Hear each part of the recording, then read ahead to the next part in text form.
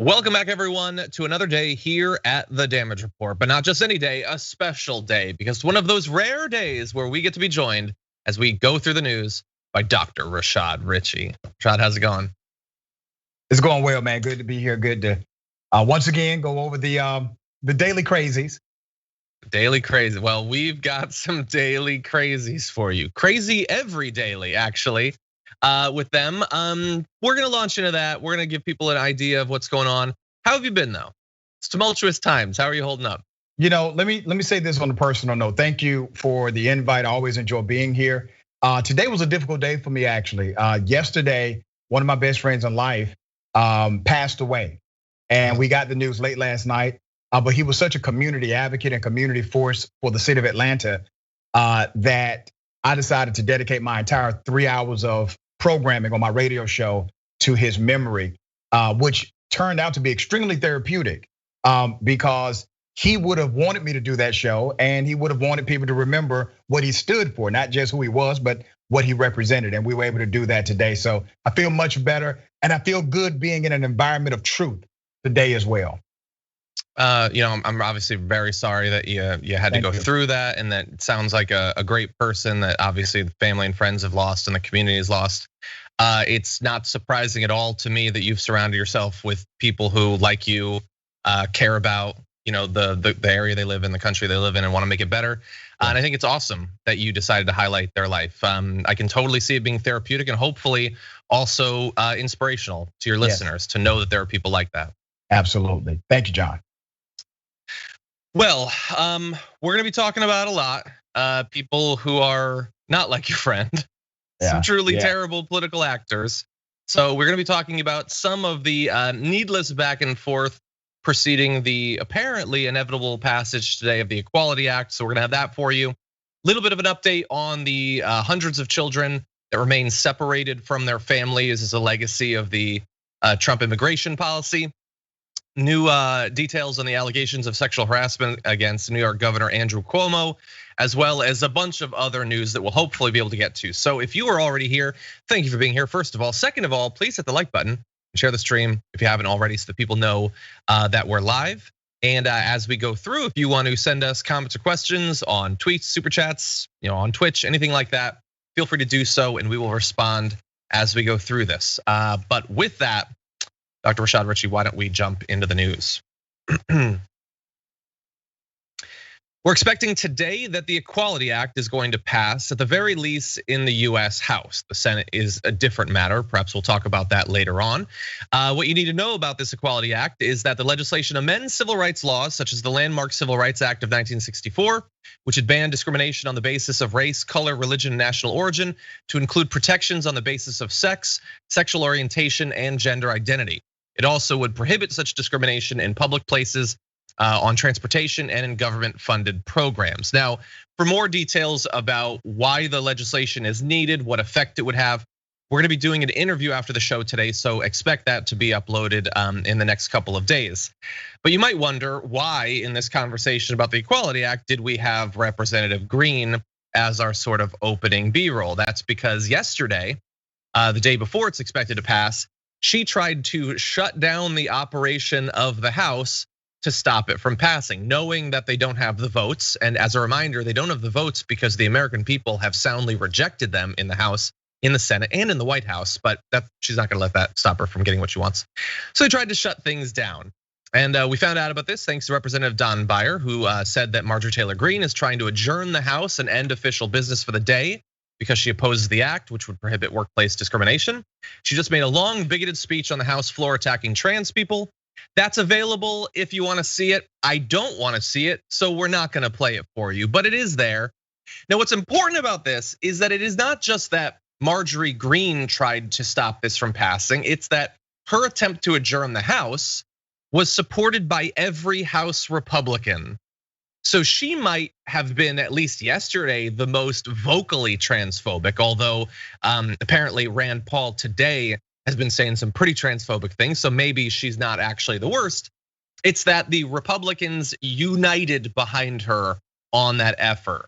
Rashad Richey, I doubt you're surprised by this, but this really does seem to be their favorite social issue to to fight about, to attack the trans community on. Whether it's their politicians or their media, they have become very obsessed about this. Yeah, it's quite insane. So let's look at what this is. First of all, Marjorie Taylor Greene is an equal opportunity bigot. That's what she's proving herself to be. So let's look at what the Equality Act does. First of all, it's called the Equality Act. Who in the world, in the United States of America, should be against something called the Equality Act, which is an extension and amendment of the 1964 civil rights legislation? Here's the thing, the same people, the same folks with the ideology today against the Equality Act would have been the same people against the Civil Rights Act of 1964. So let's be very clear about who these people are. They are against progress. Now, the act itself, John, simply does this. It says you cannot actively discriminate against individuals just because they are lesbian, gay, bisexual, transgender, just because they have a sexual identity that you may not agree with. You do not have the right to actively discriminate against them in these public spaces, in these government funded programs, and in these workplaces. Why would that be a bad thing? I don't want anybody walking up to me one day saying, hey, you know what, Dr. Richey, we're gonna fire you. You know why we're gonna fire you? Because you're black. Just like you don't want anyone saying, you know why we're gonna fire you? Because you're gay or because you're lesbian. That's a good country to live in, a country that says we're not going to discriminate against you just because of these immutable qualities that you may have. And they're saying, no, obviously that's going to rip the fabric of this country. The moral decline of this country is at stake. And I would submit this, John, for people that say things like this eat away at the moral fabric of the country, I wonder what they think about slavery or slave owners or Jim Crowism. I mean, that seemed pretty immoral to me. The fact that you can rape, molest, and kill people and have the freedom of the government attached to it is quite immoral. Yeah, and I would say for those people who use that term, that every advancement, every legislative defense against discrimination is eating away at the moral fabric. First of all, your fabric sucks, and I don't care about fabric. I care about people. I don't care about a fabric. I care about a community of people. Yes. Okay, because people are what makes America. So, and anyway, it's not like they don't get the concept of discrimination. They talk constantly about how white males are the most discriminated against people in the world. They don't get the reality of discrimination, but they get the basic concept at the very least. They think Christians are the most discriminated against people in the country. So we all get that discrimination is a bad thing. Some of us just understand who is actually being discriminated against. So thank you to all the legislators who support the Equality Act. Will vote hopefully later today to pass it. But there are people, a lot of Republicans that are against this. Now, I want to give you a little bit more of what happened. Representative Alexandria Ocasio-Cortez tweeted at Marjorie Greene, you could just vote no instead of trying to get out of work early. And you should probably stop using those hashtags because women's rights include trans women, because it's not just sick enough that Marjorie Greene wants to be able to continue public and private discrimination against these communities. She also pretended that this is about women's rights, that that's what she's concerned about when she doesn't care at all about that. I mentioned in the intro that it really does seem to be one of the increasing focuses of the right, both their politicians and their media. It is the trans community, because my theory has been that they long for the days when they could openly attack, for instance, gay individuals. I think that they get that that's a little bit harder to do publicly, but they think that they can still do that with the trans community. And so they have jumped in it with legislation. You can't go 5 minutes on Ben Shapiro's show without him talking about the trans community for some reason. But the thing is, we got to remember a lot of these politicians are still also discriminatory in the old school fashion. Marjorie Taylor Greene would gladly outlaw same-sex marriage, as well as any number of other protections for other members of the LGBTQ community. So let's also bear that in mind as we wage these new wars.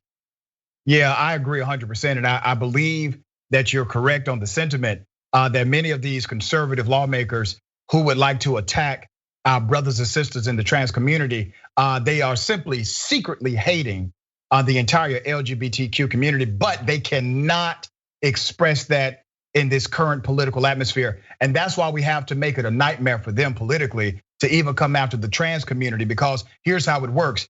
If they come knocking at your neighbor's door and you say nothing, just wait until they knock at your door. So right now they're knocking at your neighbor's door, and we need to sound the alarm that we will not tolerate discrimination in these United States of America. And John, the reason why Marjorie Taylor Greene is doing this is because she's incompetent. She's incompetent and she's incapable of actually being a United States congressperson. And because of that, she tries to make up for it by doing all of these fantastic tactical illusions to simply create the optics that she's engaged and that she's a powerhouse in DC. Nobody respects her. She's not really doing her job. She cannot build coalitions. And the truth of the matter is her colleagues are simply pistol whipped by Donald Trump. And the fact that Trump remains powerful in the political realm of the Republican narrative is the reason why she has a remnant of power herself. Yeah, I know we, as a country, politically coming out of 2016, there are these ongoing conversations. What is it that motivates all this? Is it racism and xenophobia, or is it just economic anxiety? It's probably just economic anxiety. These are the left behind people, and that's why they've elected people like Marjorie Greene to demonize trans people. What does that have to do with economic anxiety? Wait, it's starting to seem like it might be the xenophobia. It might be the hate, actually. Right. But anyway, so just bear that in mind. You can learn a little bit about the base by who they choose and what the people they choose do. And it doesn't seem like they're trying to raise minimum wage, ensure access to higher education, health insurance, anything like that. If none of the answers are about economics, maybe the question isn't about economics either. But anyway, there's another aspect of this that we do need to launch into, and then we can talk some more. After Representative Greene was unsuccessful in shutting down the House to stop the Equality Act from being passed, there was a bit of a back and forth between Representative Greene and Representative Marie Newman, who you should know that for the purposes of the story has a transgender daughter. So Marie Newman tweeted, "Our neighbor, Representative Greene, tried to block the Equality Act because she believes prohibiting discrimination against trans Americans is disgusting, immoral, and evil." So she did this, which you'll see in this video.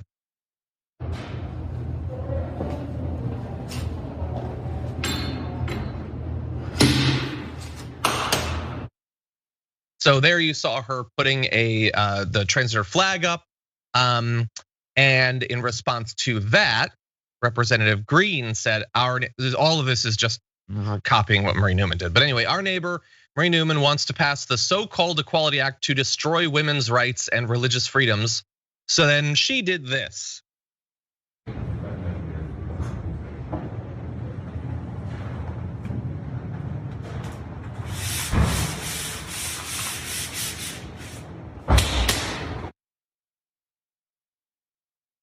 Okay, so you can see that it's a sign that says there are two genders, male and female, trust the science.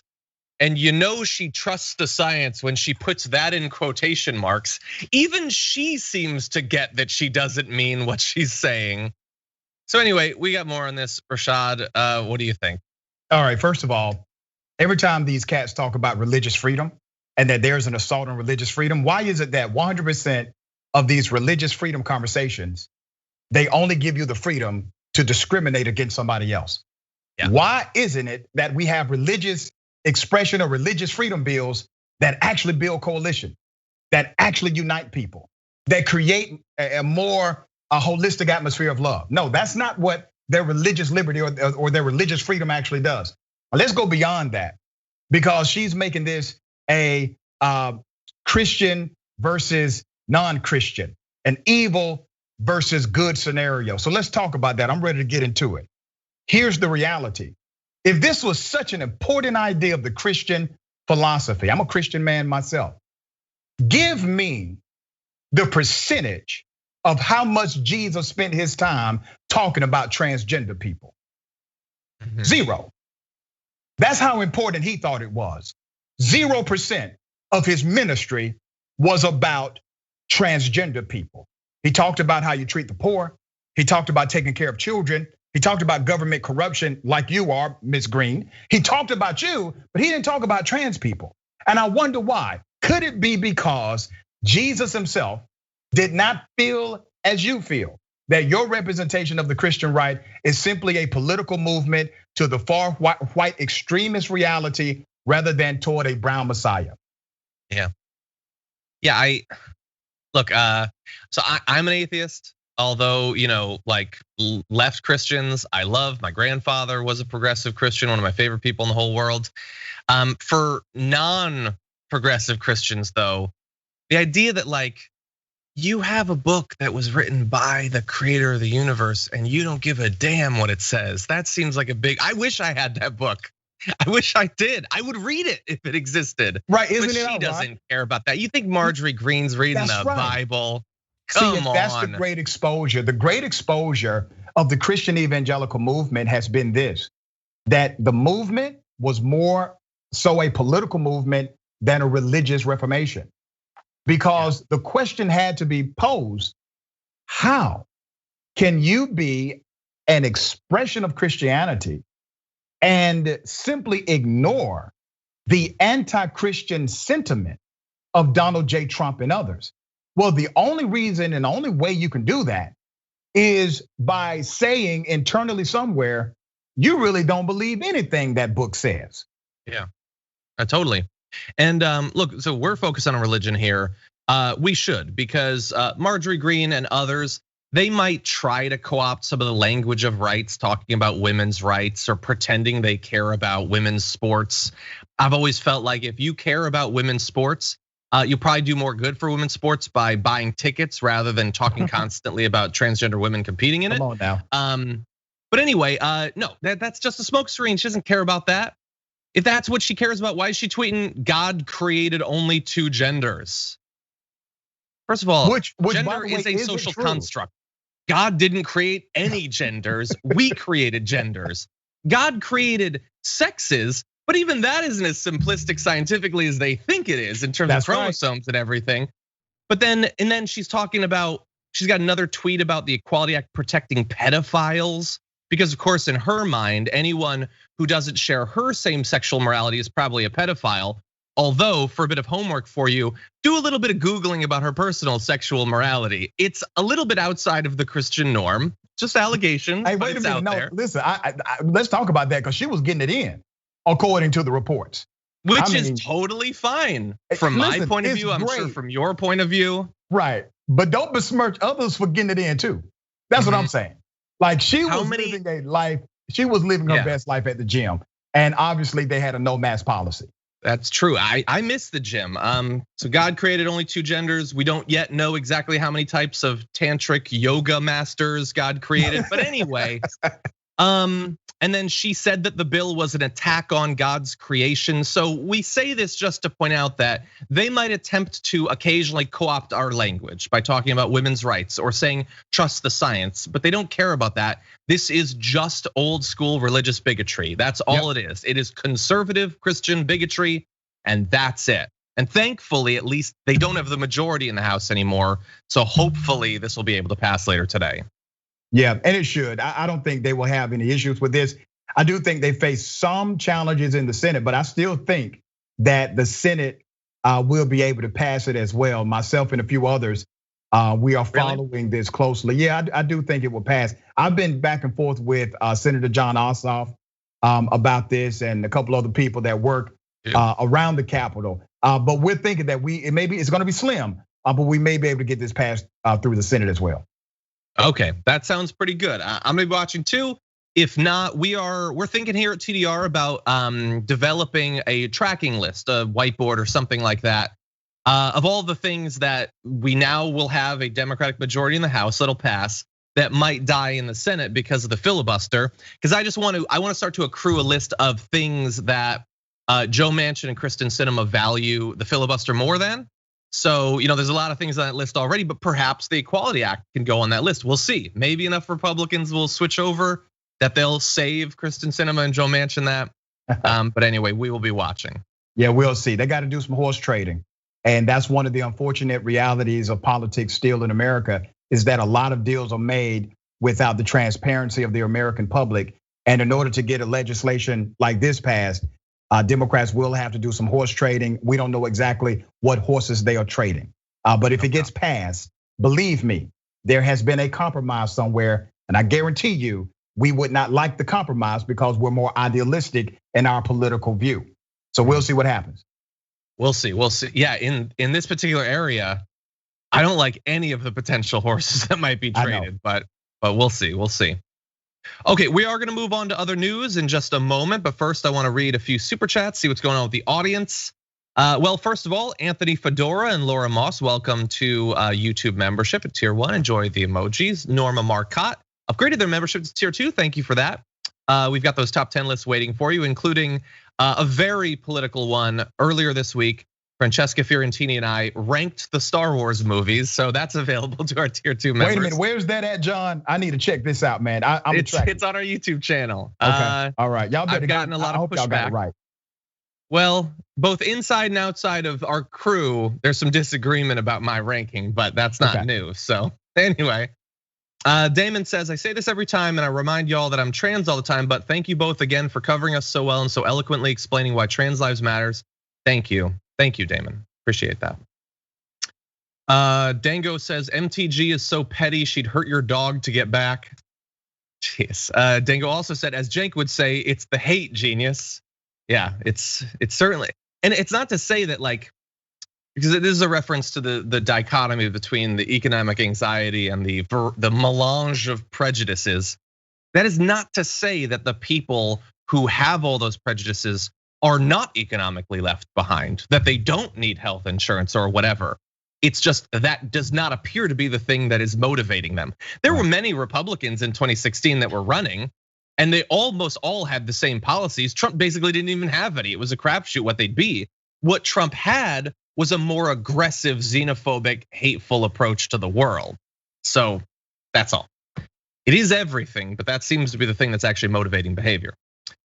Let's see, Penguin says people with glasses are less likely to get COVID because they touch their eyes less often. Yeah, there had been a reference in the pre-show to some studies showing that people with glasses get COVID at lower rates. That still seems hard to believe. I'm good for us too. That's great for me and you, John. Exactly. I don't know. I have a hard time believing, but Caroline Roberts says, I'm sorry for your loss to you, Rashad. Thank you. Let's see. The Sing on the left says, good morning, John. Dragon Sing here. Is TYT or the Damage Report going to cover the Angelo Quinto story? It is similar to what happened to George Floyd. Yes, in fact, we have that on the rundown. We'll be getting to that in just a little bit. Free Spirit Dragon Mama says, I'm so sorry about your loss, Dr. Richey. I just suffered a loss today too. RIP to my friend Andrew. He left us way too soon. Equality Act needs to be taught to MTG and good for Representative Marie Newman. Sorry about your loss as well. Thank you. And I get, maybe we sort of glossed over this. Maybe we didn't make this explicit enough. Maybe it was obvious, I don't know. But so they both, Marie Newman and Marjorie Greene both put things up in the hallway. One put up a flag showing solidarity for the transgender community.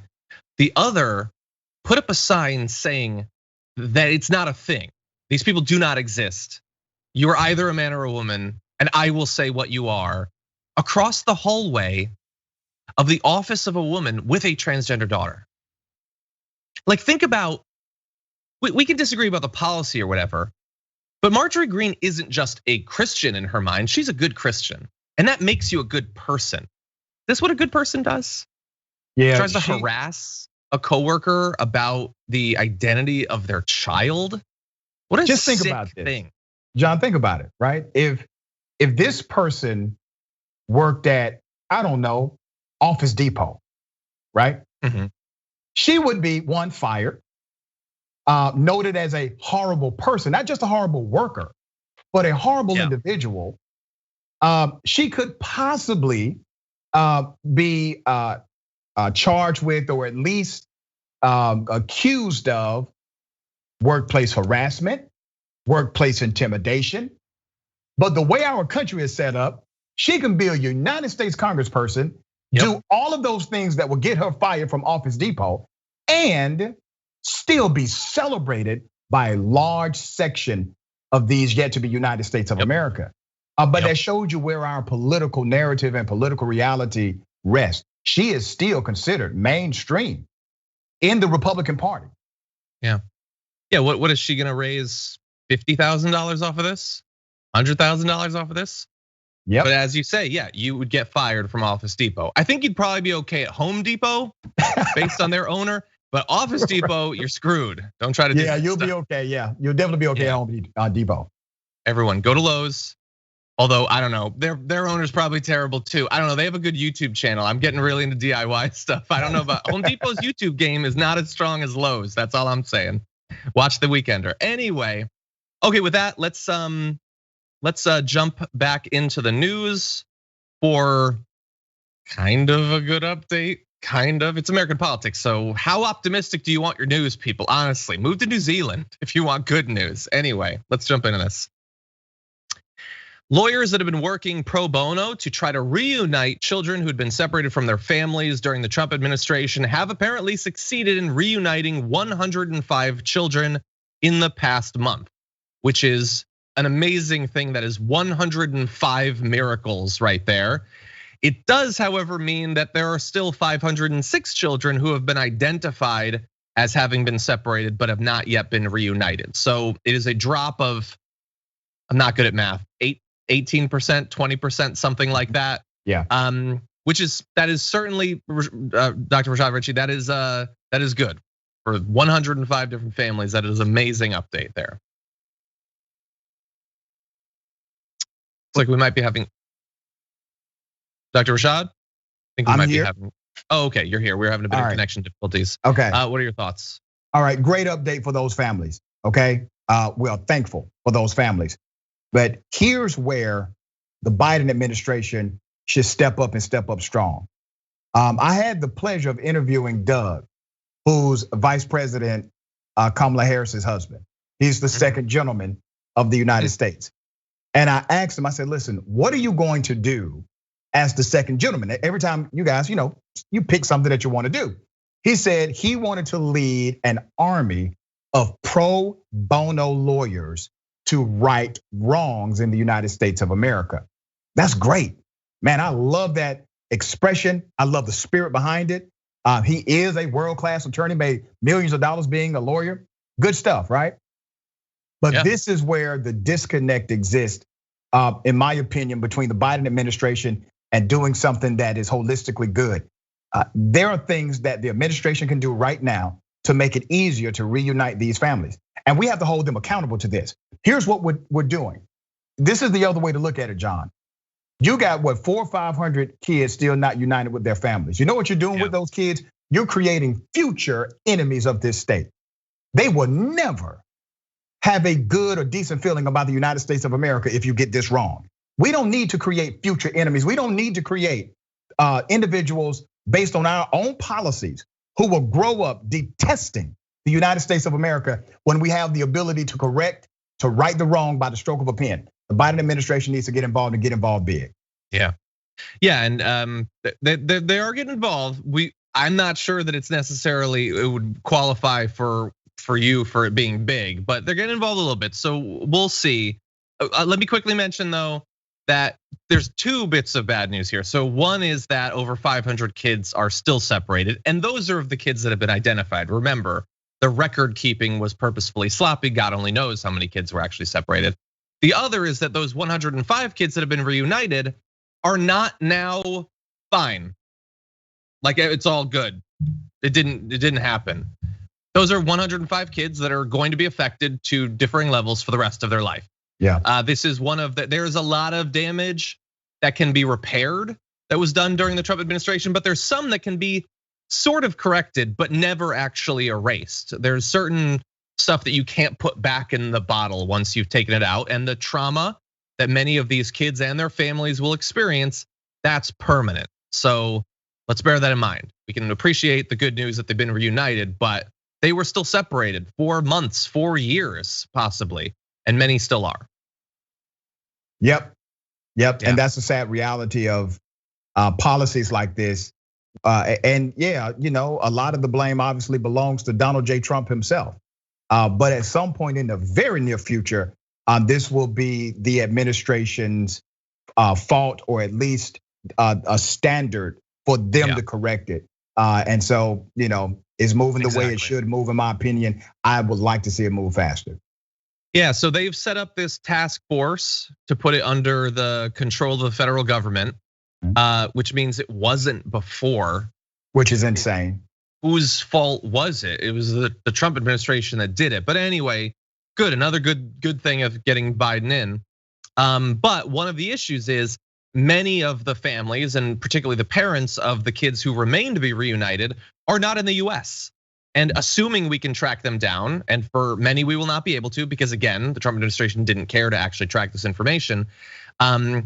They're abroad right now. So the deputy director of the ACLU's Immigrants' Rights Project is saying now that the Biden task force should commit to bringing the deported parents back to the US under special protections to reunite with their children, which, look, I think is an objective good. But if you're not yet convinced, bear in mind, a large number of those parents were deported as the result of an agreement made with the Trump administration, where the Trump administration said, we're gonna deport all of you, but if you will willingly go, we'll let your kids stay.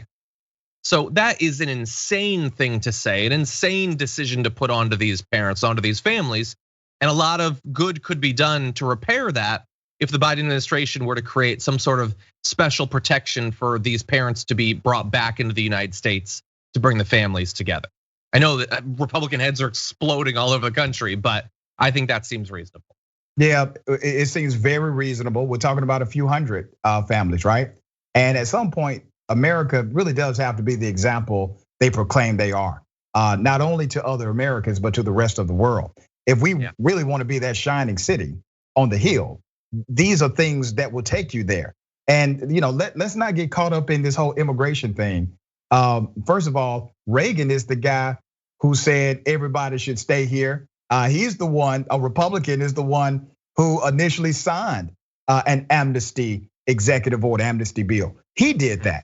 Beyond the immigration discussion with these children, just remember, every time we talk about undocumented workers in the United States of America and we criminalize them, well, there's a federal statute that does say, hey, if you work in the United States and you don't have documentation, it is illegal. But the subsection to that same federal statute says, if you hire them, it's illegal as well. It's part of the same statutory legal language in the federal law. How many times have we seen hundreds of workers being arrested at a warehouse, undocumented individuals, but we didn't see the CEO being arrested. We didn't see the CFO being arrested. We didn't see the hiring manager being arrested. We only saw the poor brown people being arrested. And the same federal statute that says what they did is illegal is the same federal statute that says hiring them is illegal. So I don't get caught up in the hypocrisy of the immigration argument. Yeah, that's always been an amazing thing where both sides of that are technically illegal, technically, yeah. And that's about it. Okay, let's move on to our next topic, very much switching it up. It has not been a great month for Governor Cuomo, but bear in mind, he did it to himself. Now we're talking, obviously, there's the scandal involving the nursing home death cover-up, but then also there are new details that have now been revealed by Lindsey Boylan, a former aide to Governor Cuomo, about the sexual harassment allegations that she initially described in December of last year. We now have more information about that. She published a lengthy essay on Wednesday morning, accusing the governor of sexual harassment and outlining several unsettling episodes, including an unsolicited kiss in his Manhattan office. She said that during her more than 3 years working as an economic advisor in the administration, Cuomo, quote, would go out of his way to touch me on my lower back, arms, and legs, compared her to one of his rumored ex-girlfriends, and once joked they should play strip poker. I don't get the joke, but anyway, she's currently running for Manhattan Borough President and first publicly accused the governor of sexual harassment back in December in a series of remarks on Twitter.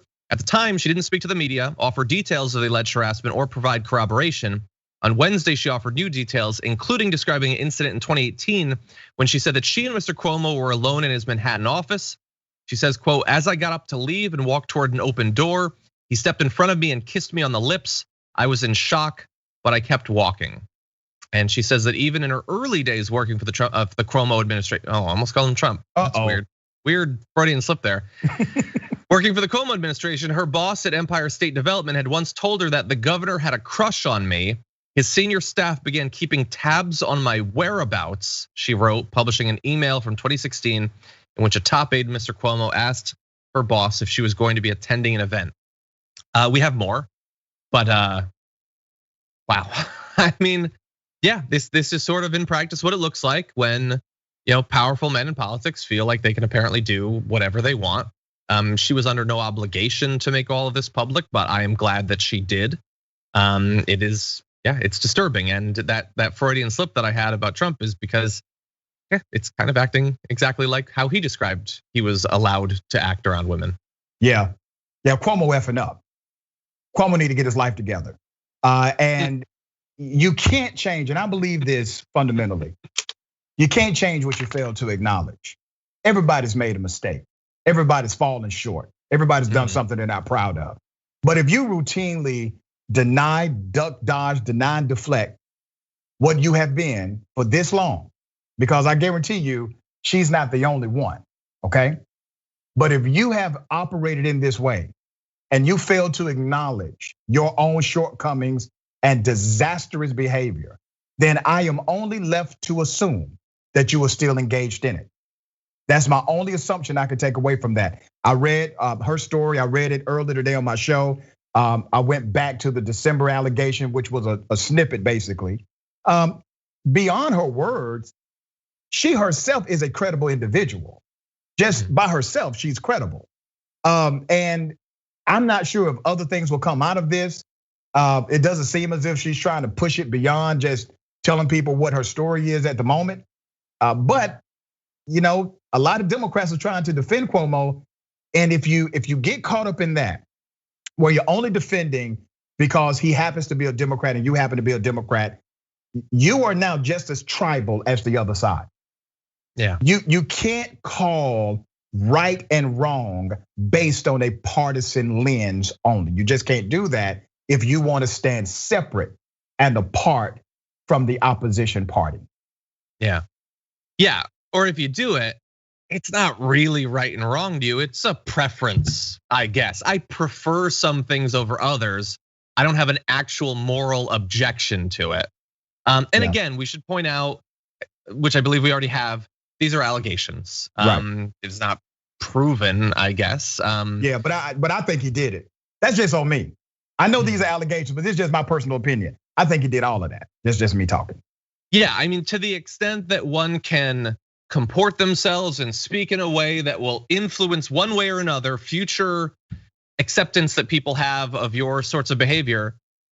Yeah, this seems sort of like a Cuomo thing that he would. Seems like a Cuomo thing to me. So, now look, everybody gets to weigh for themselves. Is this the thing he should resign for? I don't know. Is this better or worse than covering up thousands of deaths in nursing homes? I don't know. They're very different.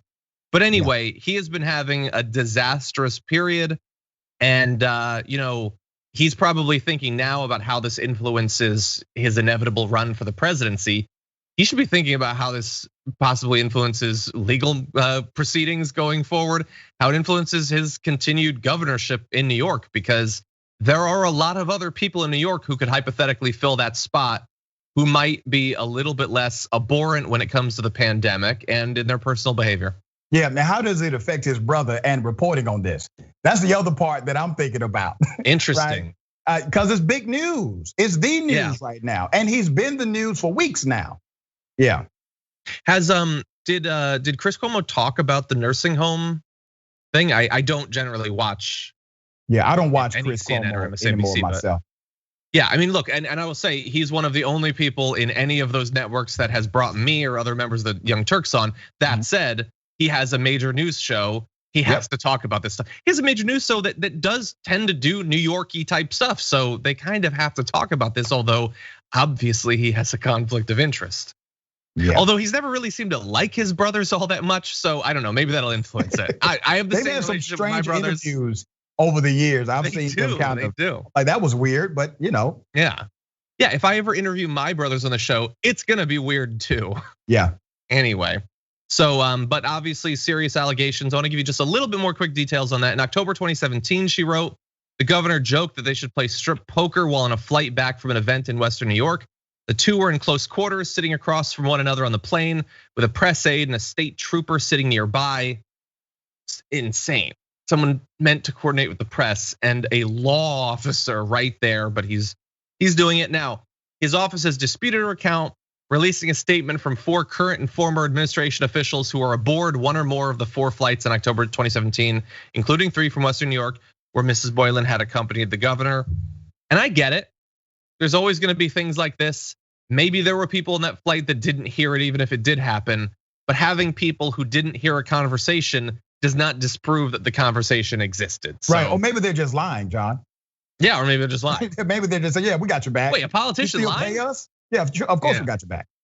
Yeah, exactly. So, we're in the media, so we have to tell you that he's disputing the account. We don't necessarily have to say that it seems even as a result of that, but I'm sure she will do further interviews. We'll get more details, although again, she's under no obligation to do that, but we will see if more develops as a result of this. Now that said, I'm gonna read just a couple of super chats before we move into some more serious news. It's a little bit of a rough day, but I just realized from a comment in the Twitch there was a story I meant to do today and I forgot. Maybe we'll do it tomorrow. Okay, that's just for me to remind myself.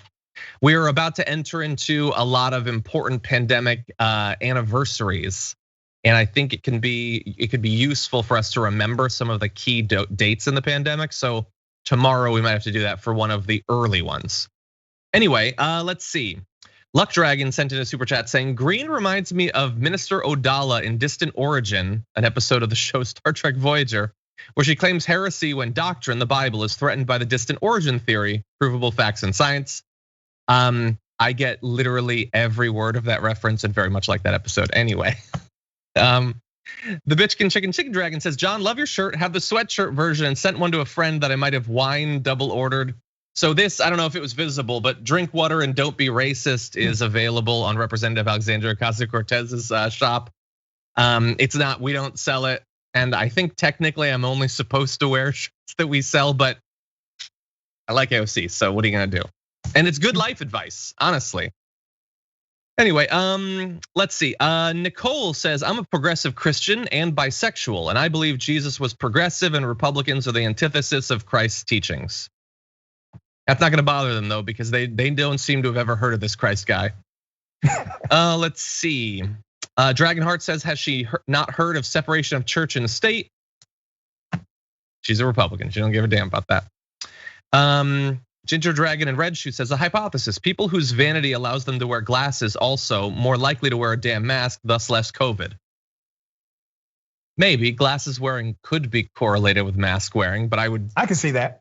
I could see that maybe. Although wearing glasses with a mask means you fog up your glasses. So so generally when that happens, I take off some people might be inclined to take off the mask. But John, I figured out something. So I kind of stuffed the mask under here. Yeah. Right. Listen, man, try it when you can, brother. It works. And then my glasses do not fog up, but I have to keep the mask right above the bottom part of the lens to make that work. Interesting. Okay. So that it's not exhausting right into the lens. Interesting. Okay. I gotta do that. Okay, let's see. Rob Shively says, I can't find coverage of Greene's comments outside of right-wing media. Maybe refusing to discuss them isn't the best idea in this environment. I don't know if you mean the general topic, which we did discuss, or you mean specifically her speech. Her speech is available on C-SPAN. But I appreciate the super chat, Rob, as always. Ray Riley says, love when Rashad is on the show. His insights are always thought-provoking and on point. And look, that is the only reason that is as shocking as it is because you have already done so much on-air work today. How are you doing it? I would be barely able to speak in this hour right now. So I guess that's expertise that you've gained through experience. Yeah, that's right, brother. Experience, we'll call it that. Yeah. Nathan Poljak, welcome to Tier 2 membership. Hope you enjoy the top 10 list. Let's see, Ninja Joe says, can you address the fact that you're not getting your own super chats? To me, it feels like a boss taking his employees' tips. This will also be my last super chat. Ninja, I appreciate the comment and your concern for me. It is a form of support for the show and for the network. Everybody will make their own decisions. Your decision is as valid as anyone else. But it's not it's perfectly okay. Don't worry about me or about that. Let's see. Just Me says, did you see Facebook took down Newman's post of the flag but left Greene's? Yes, I actually meant to mention that during that segment. It has been put back up. They say they took it down by accident. But Dr. Rashad, they took down the video of her putting up the transgender flag while leaving up the video of the sign being posted. But it's probably just a mistake. Facebook doesn't have any kind of bias or anything. They need to get their lives together too. This continues, but listen, man, it's so habitual. It's so habitual, and we've had whistleblowers come out and tell the truth about this extreme bias that exists on that platform. So, I mean, it is what it is. Knowing it is half the battle. So if you know what it is, you can expect things like this to happen and it not be a shocker. Exactly. Okay, we'll do some more going through these comments in a little bit, but some important news to get to. So let's move on to this next story. We've got a disturbing instance of a death thanks to the police once again. This one disturbingly similar to the events that led to George Floyd's death at the hands of police last year. This is a 30-year-old Northern California man who had been undergoing a mental health episode. His name is Angelo Quinto. He had been suffering apparently from anxiety, depression, and paranoia for a few months when his sister called police to their home on December 23rd of last year because she feared he would hurt their mother thanks to the mental episode that he was having. Before police arrived, Quinto's mother had been holding him to her chest with her hands clasped around his back for a few minutes, and quote, he had already started to calm down, their lawyer said.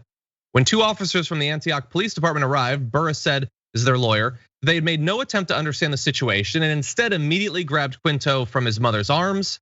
He lost consciousness and was taken to a local hospital after this incident, and he was pronounced dead 3 days later. So we're gonna give you more details on this, including the connections to George Floyd. First, here is a statement from the mother. Put him down and he said, please don't kill me, please don't kill me. It was 2 days before Christmas and Angelo Quinto was acting unusual.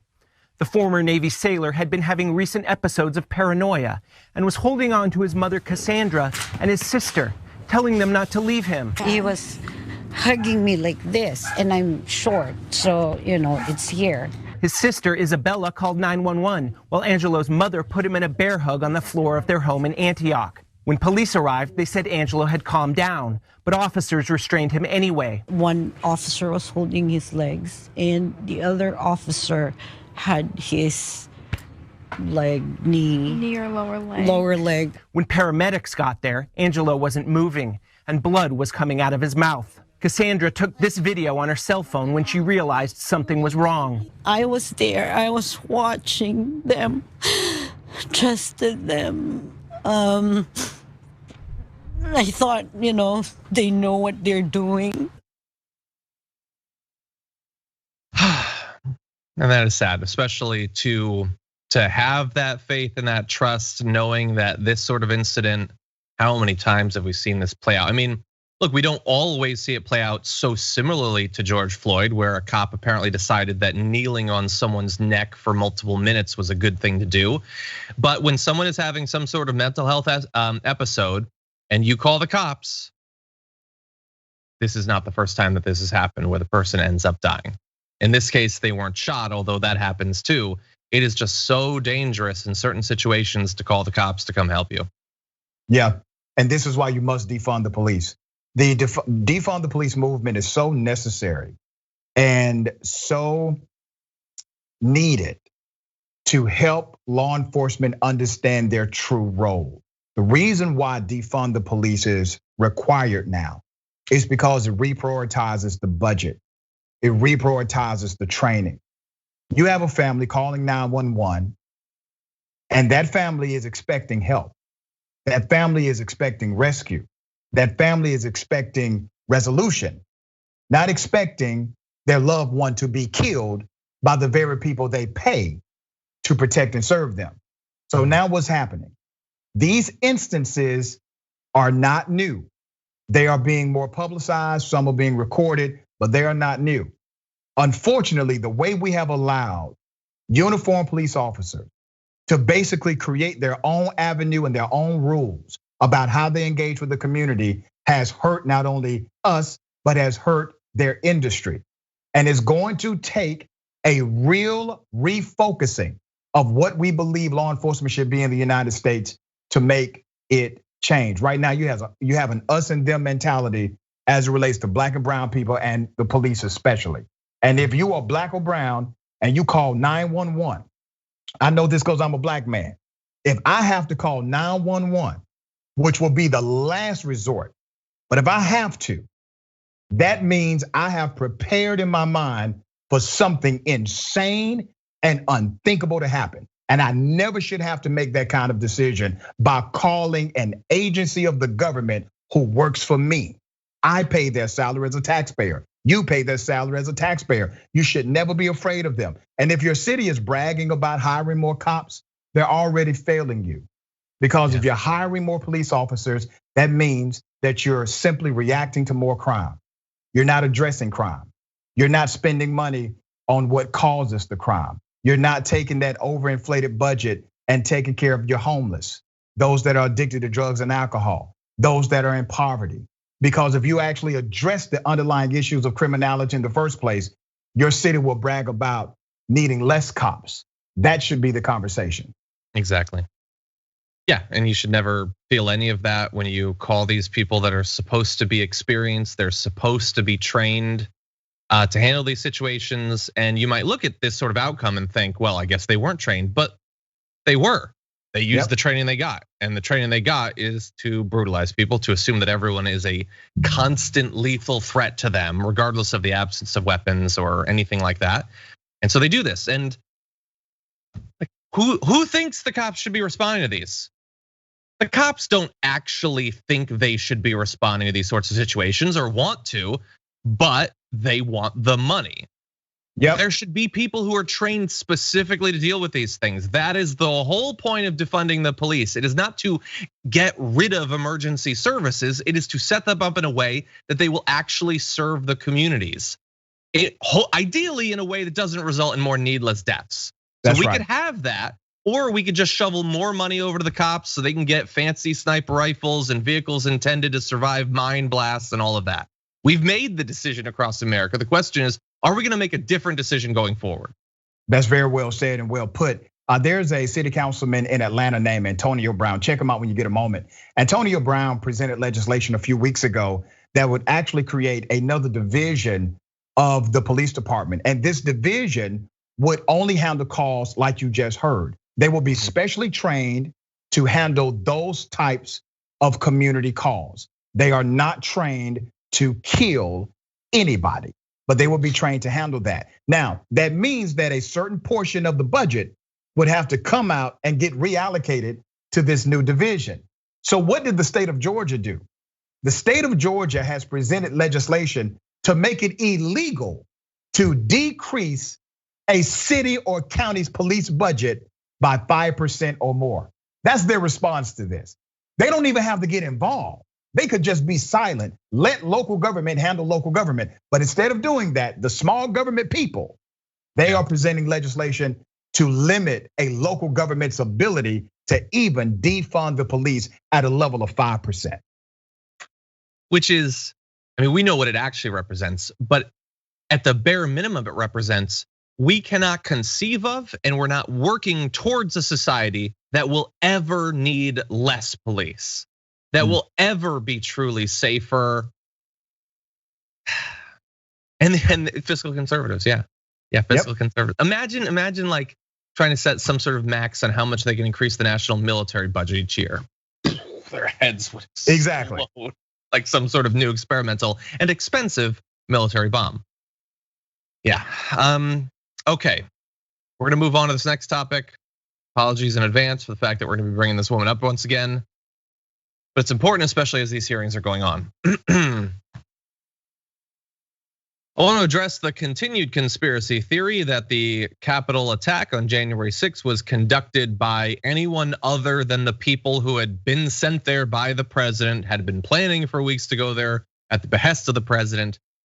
everybody still seems to think on the right that it was Antifa and all of that. And I want to talk about one very particular, very obvious demonstration of how untrue that is. So in tweets after the Capitol insurrection, Representative Marjorie Greene falsely suggested that those who had broken into the Capitol were not Republicans, and instead falsely implied so-called Antifa, dressed as Trump supporters, were to blame. Senator Ron Johnson has been doing this just this last week, actually. Right-wing media like Tucker Carlson is a little bit less interested in saying who they think it was, but they're definitely saying who it wasn't. It wasn't white supremacists or anything like that, despite the fact that it very obviously was. But here's the thing with some of the people making these claims, they know damn well that it was Republicans because they know the particular Republicans who were there. And Marjorie Greene is one of the people I'm talking about here, because one of the people who attacked the Capitol is Anthony Aguero, a conservative live streamer, activist, and associate of Marjorie Greene, who said on video following the January 6th assault on the Capitol that he had been among those who entered and attacked those who falsely claimed it was done by Antifa. So we're gonna have his quote in a second, but I was saying this like the week after the attack, that half the right is saying, no, it was a false flag, it was Antifa. And the other half, those who were actually there, were like, stop trying to take our credit. I'm a Republican and I attacked the Capitol. And they're just talking past each other. But anyway, he said, we were all there. It was not Antifa and it was not BLM. It was Trump supporters that did that yesterday. I'm the first to admit it, being one myself. I walked amongst all those people, he said. Now, he and Marjorie Greene have worked together closely over the years on causes such as immigration and the border wall, and have attended pro-Trump rallies together. In many since deleted videos, Greene repeatedly called him amazing and a friend. On social media, Aguero has called Greene one of my closest friends. So apparently these two close friends were pretty close to each other on January 6th. We don't yet know that there was any coordination or any tours in advance, but one of her best amazing buddies was there busting into the Capitol and hunting down Democratic lawmakers. So that's a fun little development, Rashad. Yep, good to see the Ku Klux clowns doing things and taking off their hoods. They are saying, we are them. We are the ones. Blame us. Okay, great. You all are domestic terrorists. That's who you are. And the reason why they are domestic terrorists is because what they did was intimidation, violence, and criminality to impact politics in the United States of America. That is your working definition of terrorism. Let's be very clear, and I've said this before, if their last names would have been Muhammad, or if their skin would have been black and brown, they would absolutely been called terrorists. But we tend to shy away from that terminology as it relates to them. And outside of that, what were they trying to accomplish? They were trying to accomplish a treasonous act against the United States government. You can't lose that in the conversation. When you look at those articles of impeachment for Donald J. Trump, it says, yeah, leading an insurrection against the Capitol. You know what that really means? That means treason. Now, they didn't use that terminology, and I know why, because it would have been a political firecracker. But you have a president of the United States that led a treasonous mob of terrorists against the United States of America. Yeah, 100%. And that's why we're talking about this a lot recently. We want to make sure that people know what's actually going on, what it actually was, as so many people in right-wing media are attempting to rewrite that, and right-wing politicians like Greene are still lying about what it was, even though their buddies were there doing it. They're besties. They're besties. Squad goals or squad ungoals. Not interested in that squad. But so what I also want to talk about though is that we're facing a group of people, millions strong, that are prone to believing every conspiracy theory they hear. They are hateful and xenophobic and selfish and all of that. But the one thing we have going for us is that almost universally, they're also very, very, very stupid.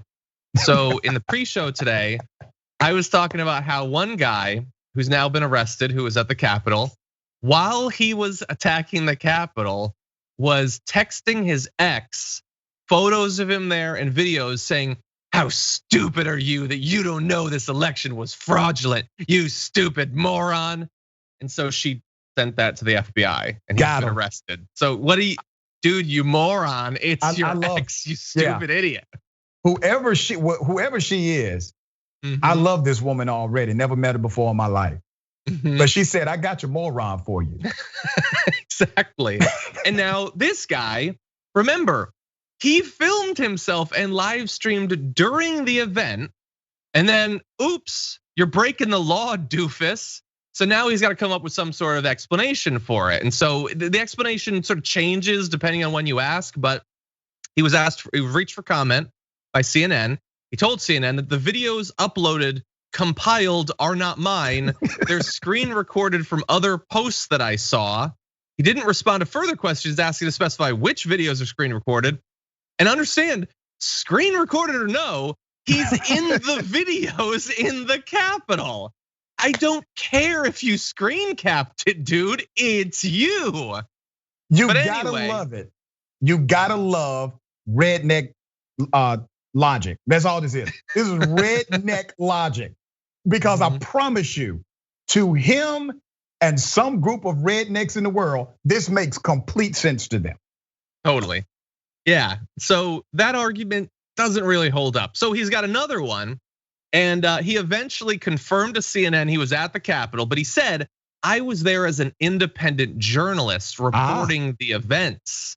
I wasn't like down with that group. I was just filming it. Screw them. I'm just letting you know what they did, which is interesting because he said in the video, a message was sent. These politicians are not going to continue to get away with the abuses they've been doing. We will continue to press on these individuals. Wait, what do you mean we?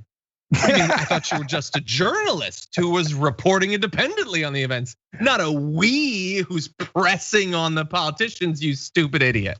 Like these people have a lot of political power still. The fact that they're stupid doesn't mean that they're not a terrible opponent to have, but they're also very, very stupid. They are, and they're cowards. I mean, look at what it took for him to abandon everything he's supposed to believe in, all of his patriotism, all of his vigor. What did it take? It took an email from CNN. Yeah, like that's all. Like whatever you believed in evaporated once somebody asked you a question. Yeah, that's not the guy you want at the dance with you. You don't want him at the bar with you. You don't want him at a bar fight with you.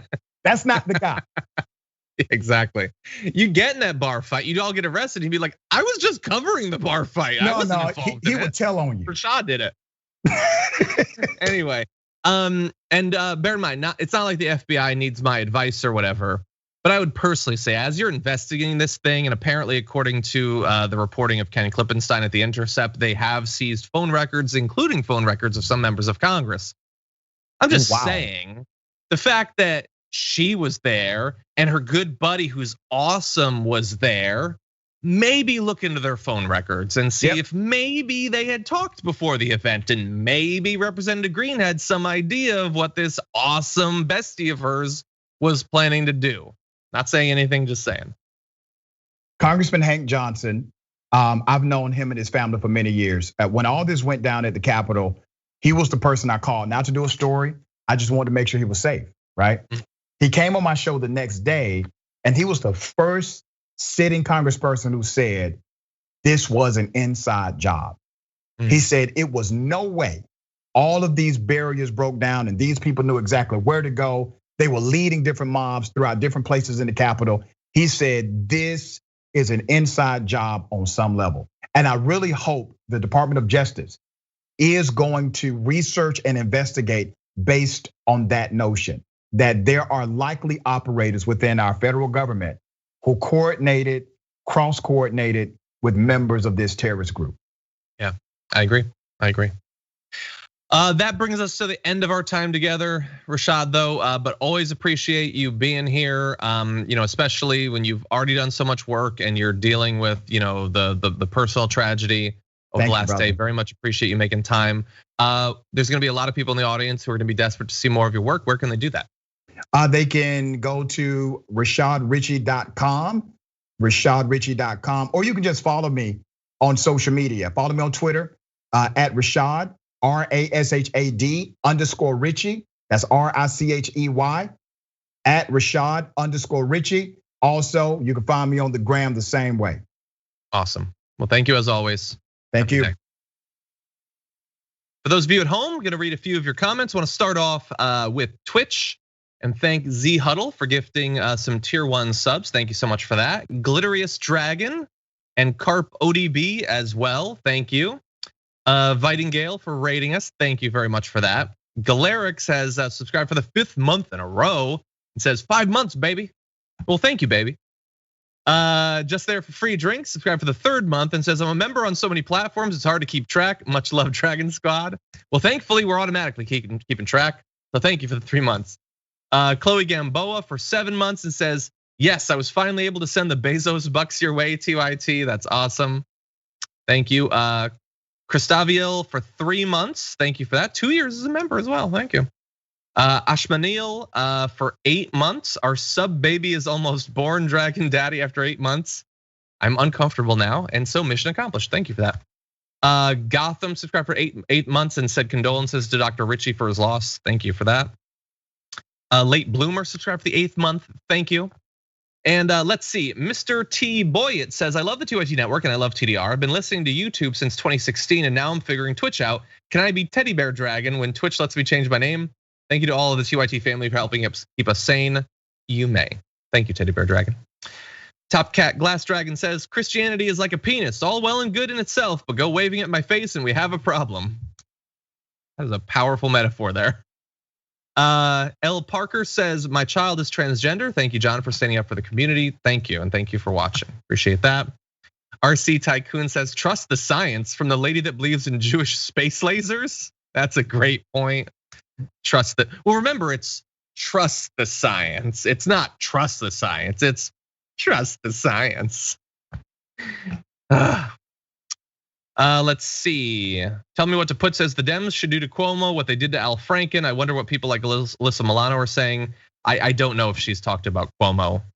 I assume she would be critical of him. That's what I'm assuming. Because that's generally how she approaches this. We'll see. Over on Super Chat, Bernie the Kiwi Bird says, this reminds me of that case of the bank robbers who scribbled all over their faces with a felt tip and thought they would not be recognized. Imagine their surprise when they got arrested. Yeah, there's a bit of a medium term issue with that disguise, but Angie Smith, thank you for becoming a tier 1 member. Really do appreciate that.